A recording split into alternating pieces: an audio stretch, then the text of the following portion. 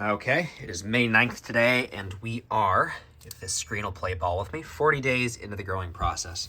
Now, these guys have gotten very, very ridiculous to the point where I've started trying to transplant some of them out.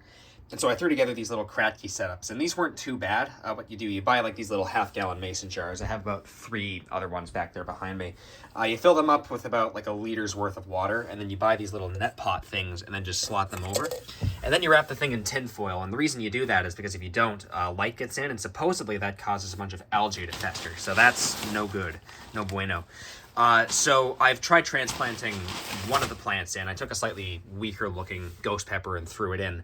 And right now, I'd say about 50% of the plant looks fine. 2 of the leaves, though, have really shriveled up, like that guy there and that guy there, and I don't totally know why.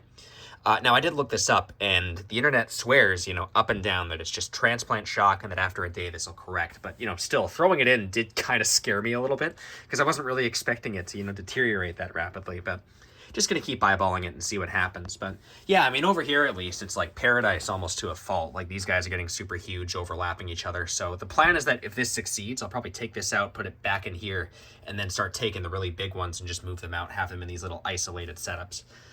So we'll see what happens there. But yeah, like the Reapers in particular are doing like awesome. You can see that one of the stems there in particular is super thick. Like you've got this one. It got to the point where I had to move this thing back from the wall because of how far out the leaves were sticking. And I'm probably going to have to do that again. And then the ghosts are actually starting to bounce back up. They're looking pretty good. Now over here, this little weird gold spot did appear on one of the leaves. But I'm not really terribly worried about it. I think it was just some sort of small sunburn thing. So just going to keep eyeballing it. But yeah, exciting times ahead. So I'll upload another video probably in a week or so from now and just let you guys know what came of this transplanting process. So keep your fingers crossed for me.